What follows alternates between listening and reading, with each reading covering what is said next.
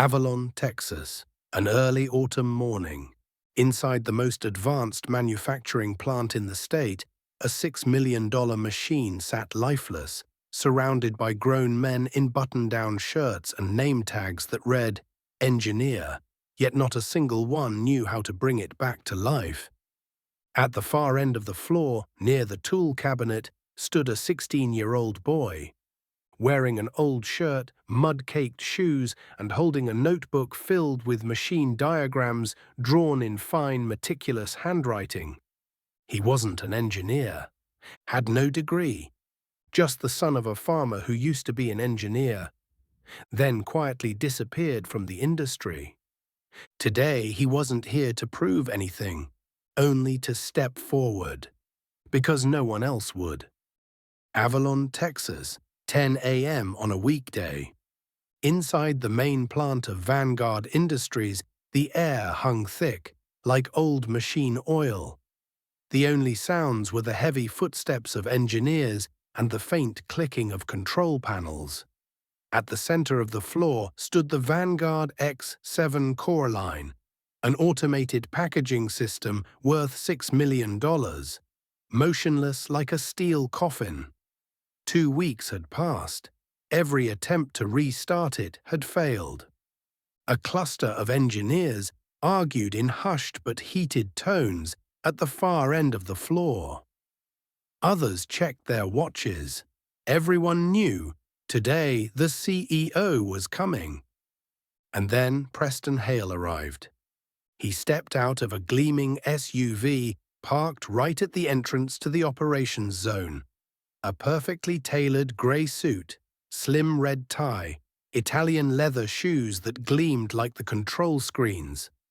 Above him, a media drone hovered, live streaming to the company's internal channel and social media feeds. "I'm going to turn this failure into a global case study," he said, adjusting his collar before entering the floor. In the far corner of the plant, near the supply closet and the chemical storage shelves, a teenage boy sat curled up beside an old floor scrubber. Eli Barrett, 16 years old. His rubber boots were caked in farm mud. Faded blue flannel shirt, sleeves rolled to the elbows. Hair slightly tousled, eyes tracking every step the engineers took. Without saying a word. He had come to the plant with his uncle, Raymond Barrett, the night shift janitor.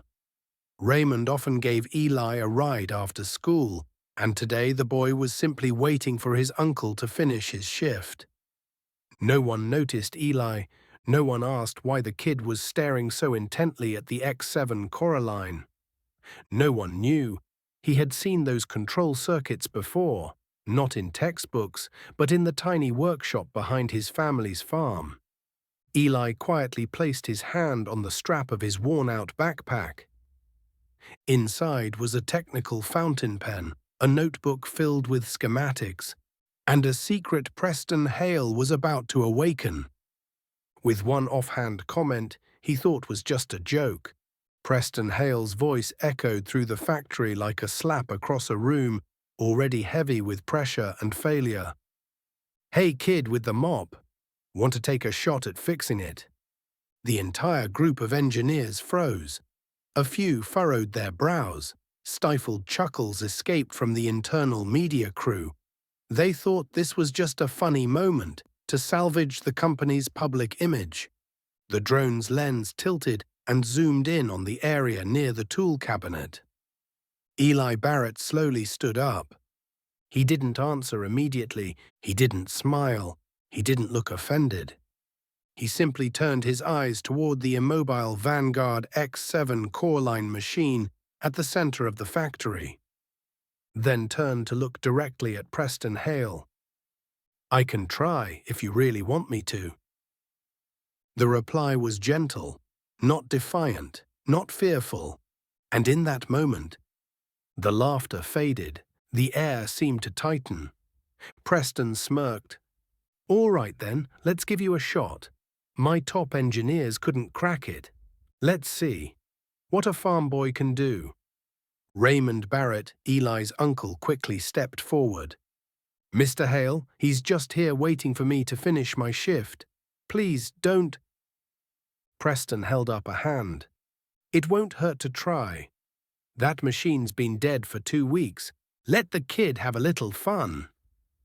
The engineers stepped aside, their eyes a mix of curiosity, mockery, skepticism, and something else harder to name, as if they were watching an uninvited circus act unfold. Eli stepped forward. No one said a word. Only the sound of his footsteps echoed steadily against the cement floor. That sound, for some reason, silenced the entire factory. He stopped in front of the machine, set down his backpack, and pulled out a small screwdriver. Didn't ask anyone, didn't seek permission, didn't even glance at Preston. He placed his hand on the control panel. One of the engineers whispered, "The kid's actually doing it." Preston crossed his arms and turned to the camera. "Make sure you get all this. We're about to make a video with 1 million views." No one knew that what they thought was just a joke was about to become the biggest turning point in the history of Vanguard Industries. Eli Barrett knelt in front of the Vanguard X7 core line's control panel, as if he were facing a sleeping beast. One wrong move, and it might explode into chaos. "What's the kid trying to do?" one engineer whispered to his colleague, eyes locked on Eli's every motion. No one answered. It was as if someone had pressed pause on the entire factory. Eli gently removed the protective shield.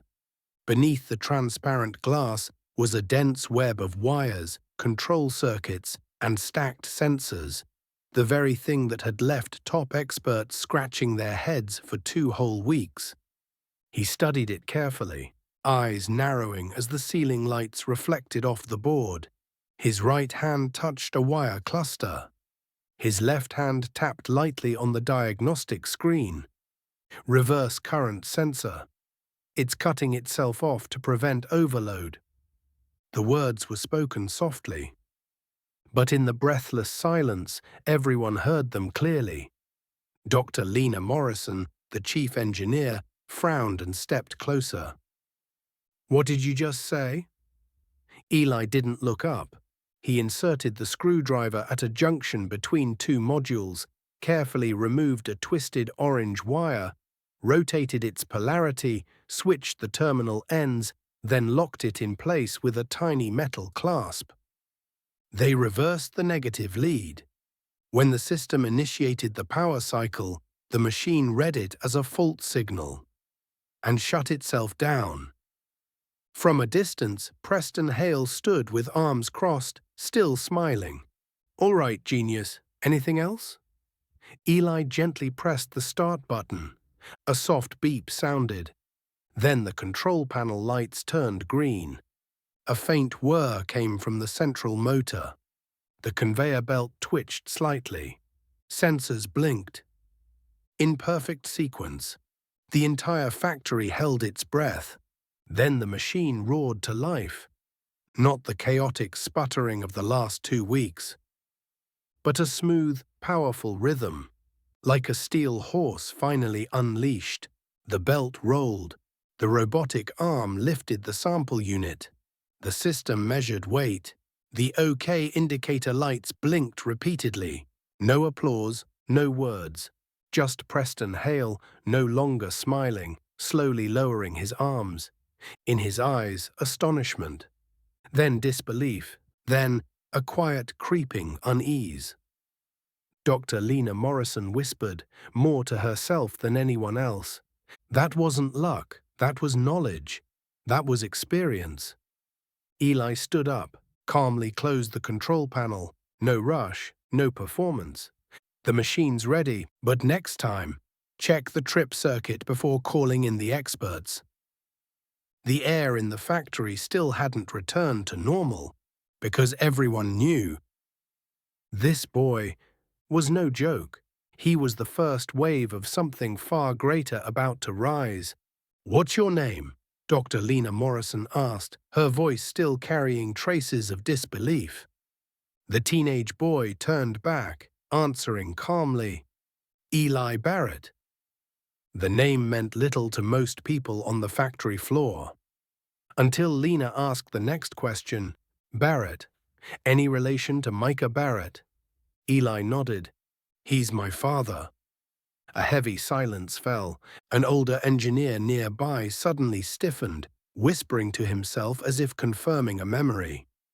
Micah Barrett, the one who designed the original Coraline Auto Press series.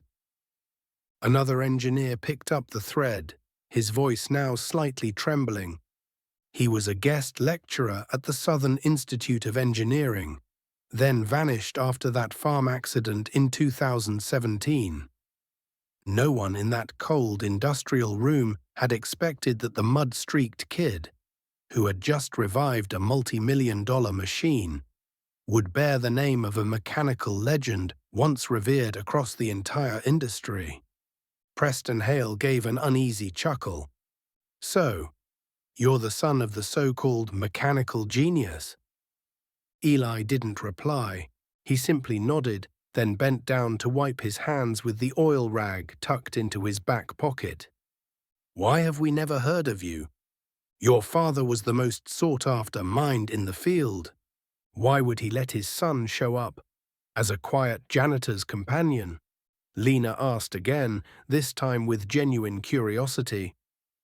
Eli looked up. There was no arrogance in his gaze. Because I didn't come here to be noticed. I was just waiting for Uncle Raymond. He works the night shift. But when I saw the machine not working, I realized I could help. That's all. People started glancing at one another, but not with skepticism anymore. It was something closer to quiet reverence. For a teenage boy who seemed to carry nothing but a rag, a screwdriver, and the inherited memory of a father the world had forgotten. Lena Morrison, after a long, slow breath, gave a subtle nod. Then, maybe you didn't just fix a machine. Maybe you just reminded all of us who first taught us what engineering really means. Eli said nothing, but in his eyes, for the first time in his life, something quietly lit up. Not fame, but presence. After that fateful afternoon, when a 16-year-old boy left the entire Vanguard Industries factory stunned into silence, whispers began circulating about him. Eli Barrett. Some called him the farm kid. Others, Raymond's nephew, the night shift janitor's boy. But no one truly knew what lived behind those quiet footsteps. Eli was still a junior at a public high school in the rural town of Avalon. Every afternoon after school, he stopped by the Vanguard plant to wait for his uncle, Raymond Barrett, to finish his shift. Then the two of them would ride home together in an old pickup truck. He didn't come there to ask for a job. He just sat silently near the tool cabinet, observing the machines, reading forgotten technical manuals, and occasionally helping out when Raymond handed him a mop. No one noticed him, no one asked, but behind those calm, steady eyes was a story no one had ever heard. When Eli was 13, he received an acceptance letter from the Horizon Scholars Program, a prestigious scholarship awarded to only 5 students statewide each year in the field of foundational engineering. The dream of becoming an engineer was once within his reach. But 1 week before he was set to leave, his father, Micah Barrett, suffered a terrible accident on the farm. He fell from the barn roof while inspecting a drainage pipe. His spine was fractured. He was paralyzed from the waist down. He could no longer work. Eli quietly withdrew from the scholarship without telling anyone. He stayed behind to help his mother care for his father, keep the farm afloat, and teach himself engineering. By fixing every rusted machine he could find with a flashlight, a screwdriver, and photocopied schematics. From age 13 until now, he's been both a full-time student and the unofficial repairman of the entire township. fixing everything from broken pumps to clogged irrigation systems. But never once did Eli call himself gifted, because he had once given up. And to Eli, someone who had once abandoned his dream, didn't deserve another. That is, until the Vanguard X7 core line came to life beneath his hands. For the first time in years, Eli felt, maybe, just maybe, there was still a place for him in the world of engineering he once turned away from. The day Eli Barrett brought Vanguard Industries' $6 million machine back to life, everyone on the factory floor saw it happen. And after that, the entire plant started talking about him. Some called Eli the mechanical prodigy from the countryside. Others simply called him the lucky kid. Though he was never officially hired into any position, Eli was invited to sit in on technical meetings under the vague title of field advisor. It was Vanguard's way of keeping him in the room, without the legal trouble of offering a job to a 16-year-old, because clearly he understood something the rest of the engineering team had overlooked. But Eli's presence wasn't welcomed by everyone. In the meeting rooms, suspicious glances began to surface. On the factory floor, quiet whispers followed behind him. A young engineer scoffed, "We've been doing this for 10 years, and he just reads a few manuals in the janitor's closet, and that's enough." Another one said it right to Eli's face. "Where are you from? What backwoods school? Do you even have a single credential?" And Preston Hale, the CEO, seemed to be losing his grip on the situation. During one internal meeting, as Eli presented a finding about pressure distribution faults in the company's new modular system, Preston folded his arms and smirked. "And who exactly are you to think you know more than the people who hold actual engineering degrees?" The room went still. No one spoke up. No one nodded in agreement. Eli didn't reply. He quietly gathered his notes, stood up, and walked out of the room. His eyes fixed on the cold concrete floor. No door was slammed shut, but no door truly opened either. For a boy who had once walked away from his dream, this silence cut deeper than any insult ever could. 3 days after the first meeting, Eli Barrett still arrived at the factory on time, just like always. Not because he'd been formally hired, but because he understood one thing. If he stopped showing up, he would be forgotten. Inside the secondary tech room, Eli opened his notebook and reviewed a pressure regulation circuit he had sketched out the night before. A simple, cost-effective design that could boost efficiency for the central air compressor. He brought the schematic to the young engineers' team meeting. The same group that had once listened to him with hesitation, but at least they had listened. Eli pointed at the diagram, explaining, "If we relocate this sensor, the feedback valve won't delay by 0.3 seconds like it does now. The control loop will stabilize more quickly." The air in the room turned colder. A senior engineer leaned back in his chair, tapping his pen on the table. "Did you just say will stabilize? Based on what data? Where are your figures from?" Another engineer sighed audibly. "No degree, no work permit, no testing protocol. You think this is your backyard lab?" Snide laughter rippled through the room.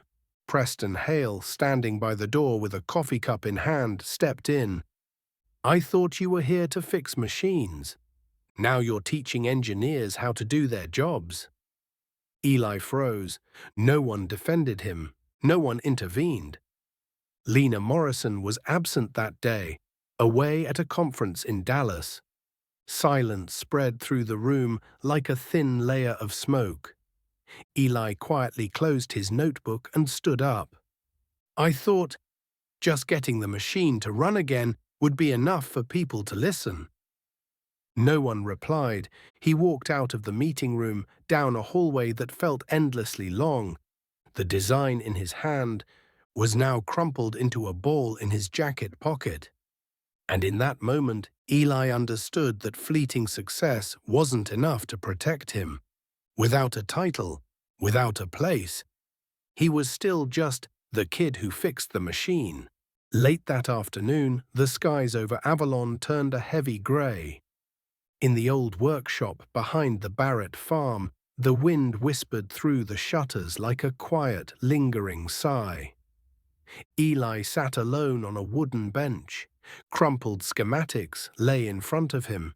His hands were still stained with grease, but this time not from fixing machines, but from trying to pull free the weight pressing against his chest. He had stepped up. He had tried to prove himself. And still, they saw him as just a boy. A while later, the wooden door creaked open. Micah Barrett, his father, thin and grey-haired, entered slowly, holding a worn envelope, its paper yellowed at the edges. He placed it on the table across from his son. He didn't speak right away. Eli looked at him. His eyes were red. "I thought being good would be enough," Eli said, "but to them being good doesn't matter unless you've got the right name on a list." Micah didn't answer immediately. Instead, he slid the envelope forward. "You remember the Horizon Scholarship, don't you?" Eli froze, then nodded, just barely. Micah opened the envelope and pulled out a creased letter. "They sent your acceptance, but you never actually read it, did you?" Eli looked down. He remembered. That year, right after his father's accident, he had only glanced at the header, then folded it shut and quietly walked away from it. No one forced him. No one asked. Micah gently smoothed the edge of the letter, then looked his son in the eyes. "You gave up your dream once, to stay and take care of me. That's something I will never forget. But if you give it up again, this time because of how others see you, the one who's lost won't just be you." Eli said nothing. He sat still, hands clenched beneath the table. "You think you belong only with broken things, tools, and patchwork machines. But you don't realize you've been quietly fixing something far more important. The faith I once lost in the world." Micah stood and walked toward the door. Before stepping out, he paused. "Dreams, son, aren't meant to be hidden in envelopes. They're meant to be laid open on the table and lived all the way through." Eli sat in silence, then slowly opened the old letter. The paper still carried the scent of ink and time, but the words inside were as clear as the day they were printed. "Horizon Scholars Program. We are honored to welcome Eli Barrett." He read to that point, and for the first time in years, Eli cried, not from regret, but because he knew he was ready to return and claim what should have been his all along. The next morning, the air inside Vanguard Industries was tight as steel wire. The Vanguard X7 core line was scheduled for its final test run following a series of pressure system modifications. Everyone gathered near the central control unit. Engineers at the computers, department heads watching from a distance. Preston Hale, the CEO, arrived with an uncharacteristic urgency. Internal media was present. A pre-edited, successful recovery video was cued and ready. But Eli Barrett was not in the room. He stood in the rear hallway, watching through the thick glass, a freshly redrawn schematic in his hands, done overnight. One small line was marked in red. Secondary pressure valve not replaced. Risk of rupture at 90% capacity. Eli stepped into the control room just as Preston was about to give the start command. "Wait!" His voice rang out through the packed room. All heads turned. Preston frowned. You planning to interfere with professional engineers again? Eli didn't back down. The safety valve wasn't replaced. If we run at full load, it could burst and trigger a gas explosion. An engineer glanced down at the checklist. Silence. Preston ignored him and gave the order. Start the machine. Eli froze. He looked around. No one spoke up. No one stepped in. And in that moment, he understood. This was it. No one was going to protect him. No one was going to make the choice for him. Only he could. Eli lunged toward the auxiliary control panel and slammed the emergency shutoff lever. Click! The entire system powered down. Lights turned red, alarms blared. The room erupted into chaos. "What do you think you're doing?" Preston roared, his face flushing with fury. "I just stopped an explosion." Eli replied, breathing hard, hand still gripping the cut-off switch. Everyone stood stunned. Silence fell again. A young engineer rushed to check the system diagnostics. His face went pale. He whispered, "He's right. The valve was never replaced." Dr. Lena Morrison, who had been silently observing all morning, stepped forward. He just saved an entire production line, and possibly every life in this room. Preston stood frozen, speechless, and Eli stood at the center of it all, alone, not smiling, not trembling, just quietly saying, "I don't need to be right in everyone's eyes.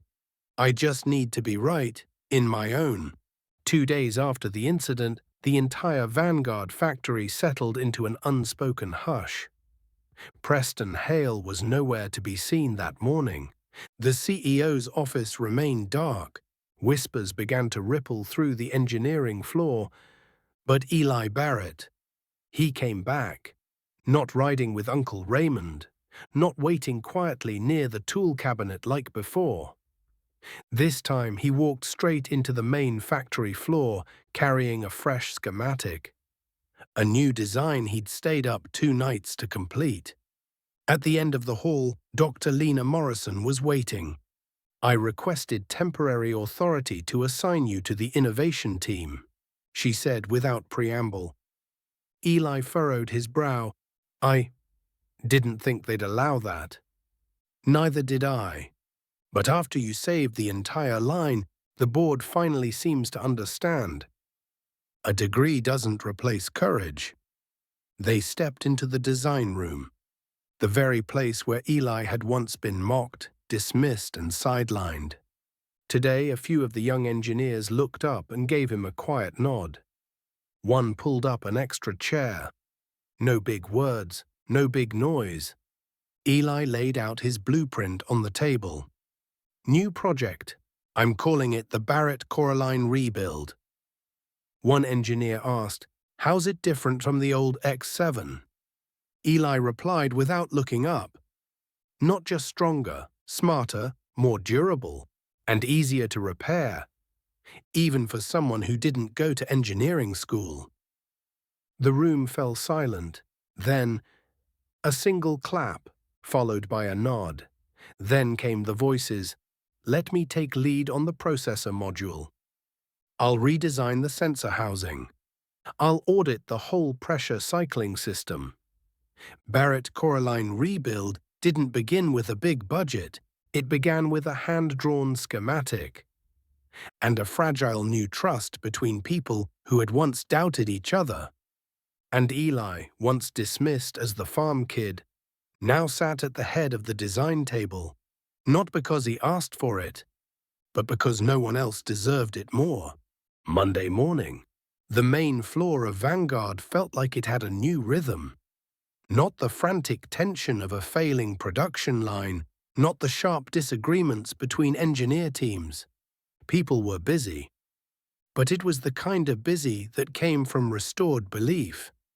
On the whiteboard in the center of the design room, normally filled with formulas and sensor schematics, someone had written a message in bold black marker, That boy didn't just fix a machine, he repaired our belief that anyone can be trusted.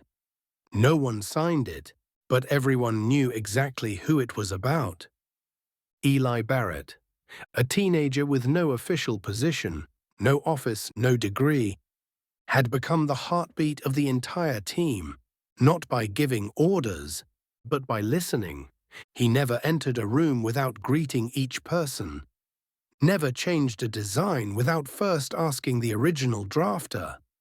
And whenever a prototype failed, he was always the first to say, "This is on all of us.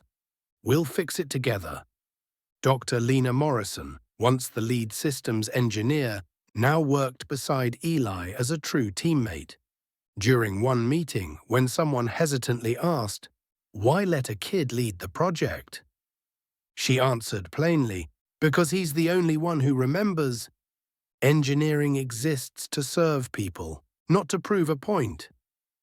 From then on, people saw Eli differently, no longer as a media sensation or the miracle machine kid, but as someone who could make a team work like a living, breathing organism. Each person a vital part. One afternoon, a veteran technician quietly walked up to Eli, pressed a cold drink can into his hand and said, "I used to think kids your age only knew theory. But now, I believe some things can't be taught. They're just felt." Eli didn't say a word, he just nodded. And as he looked around the buzzing, lively factory floor, he knew the machines would run smoothly again. But the most important thing was that the people were starting to believe in each other again. By the following month, the press began to take notice. It started with a short post on a local engineering blog. "The kid who fixed a $6 million machine. Lucky break or mechanical prodigy." But the story spread faster than anyone expected. A major Dallas newspaper picked it up, dubbing Eli Barrett the mechanical wunderkind from Avalon's farmlands. Then came calls from television, podcasts, engineering panels. But through all the spotlight, Eli turned them all down. "I don't need to be on TV. I'm busy fixing machines, and I'm not doing it alone." That was the response he sent to one of the biggest reporters in the state. And maybe that was why, for the first time in years, Vanguard Industries underwent a transformation. Not just technological, but human. Dr. Lena Morrison proposed, and the engineering board approved.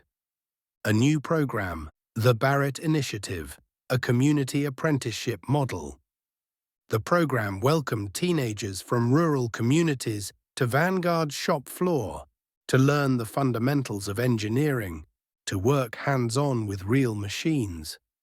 Guided by seasoned engineers and by Eli himself, each week mud-caked boots showed up at the factory doors. Nervous eyes stepped past cold steel thresholds, but those eyes lit up when they held a wrench, drew their first circuit diagram, and realized.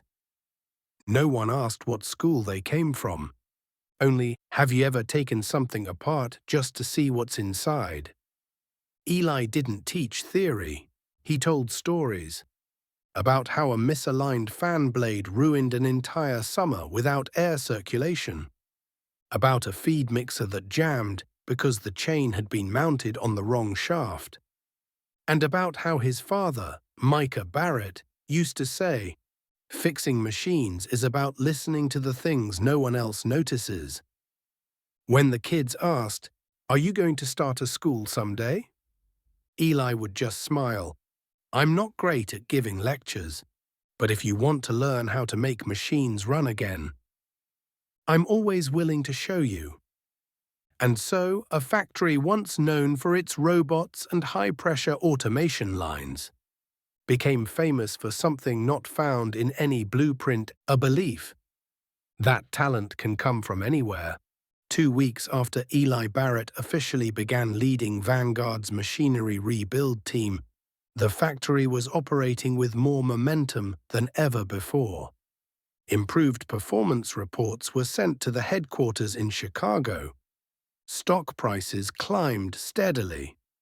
The media reported, "A teenager once dismissed as a joke has redefined what competence looks like." Inside Vanguard, no one spoke openly about Preston Hale, the CEO who was slowly being edged into the background. But on a Friday afternoon, as the shop lights dimmed to gold and most of the engineers had gone home, Eli remained in Tech Room 2, wiping down tools, replacing thermal wires neatly into their trays. The back door creaked open. Preston Hale stepped in. No suit, no assistant, just a tired man. Showing up not to command, but perhaps to understand. Eli turned, surprised, but not startled. "I thought you weren't coming here anymore," he said.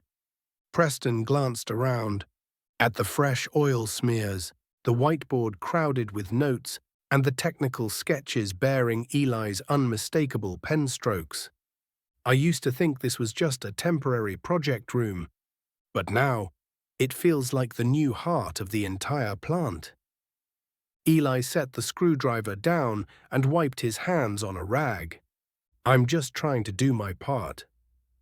Preston stepped closer, stopping by the drafting table. "Number, you're doing something I once believed only people with degrees were allowed to do." He turned to face the boy. "Once just a shadow by the mop bucket. I used to look down on hands that carried dirt, because deep down, I was afraid. If a kid from a farm could do what I couldn't, then who was I?" Eli said nothing. Preston held his gaze, his voice lower now. "You didn't just fix a machine, you made me, and the board, re-examine everything we believed in, titles, status, appearances. And I think it's time for me to step aside." Eli stood still, silent. Preston walked to the door, then paused once more. "You saved this place, and you saved what little part of me was still capable of believing, in honest effort." He turned to go. "I hope you hold on to that." The door closed behind him. Eli remained, alone in the room. Light glinting off the metal paneling, casting soft shadows across his calm face. No triumph, no glory. Just a boy once cast aside, now choosing to stay, to repair the very things that never should have been broken in the first place. The week after Preston Hale's farewell, the atmosphere inside Vanguard felt changed. Gone were the wary glances and polite nods. Now people walked with more purpose, greeted each other more clearly. And most importantly, when they spoke to Eli Barrett, they truly listened. On a soft, sunlit Monday morning in Avalon, workers in Plant 3 discovered something new on the brick wall behind the central control room. It wasn't a sign, it wasn't a flowchart, it was a bronze plaque, embedded flush into the brick, its edges lightly scuffed, its surface glowing with the kind of quiet presence that felt as though it had always belonged there. The inscription, deeply engraved and unembellished, read, "Dedicated to Eli Barrett, who repaired what no one believed could be fixed." Beneath it was a small framed photo, an old faded snapshot of a young boy bent over a machine axle, wiping it down with a worn oil rag. In the corner, a barely legible handwritten note read, "Age 13, after replacing lawnmower bearings for the first time." Signed, Micah B. That afternoon, Eli walked by. He paused when he saw the small crowd gathered near the wall, murmuring. Lena Morrison approached, placed a hand gently on his shoulder, and said softly, "No ceremony, no speeches." But every engineer signed the motion to have this plaque placed. Eli said nothing. After a moment, he stepped closer, reached out and gently touched the edge of the plaque. His eyes settled on the simple words, "I don't need my name on anything," he murmured. Lena smiled. "Maybe not. But sometimes the kindest thing we can do is make sure the ones who come after know who cleared the road beneath their feet." Eli didn't reply. He only bowed his head, not out of false modesty, but as a quiet, private way of saying something to himself and to the man who now stood just behind him, watching in silence. "I'm moving forward, but I'm not leaving anything behind." Thud. Autumn arrived early in Avalon this year. Leaves drifted gently across the stone steps leading into the red brick building at the southern edge of the industrial park. Once an old parts warehouse for Vanguard Industries, now newly transformed into the Barrett Vocational Center. Inside there were no raised stages, no grand podiums. Just a modest classroom. Wooden desks lined up neatly, technical diagrams pinned to the walls alongside black and white photographs of workers fixing machines. Eli Barrett stood at the front of the room, his shirt still a bit too loose, oil ink still faintly on his hands. Before him sat nearly 30 faces. Students from neighboring towns. Some wore hand-me-down uniforms, some carried backpacks with broken straps.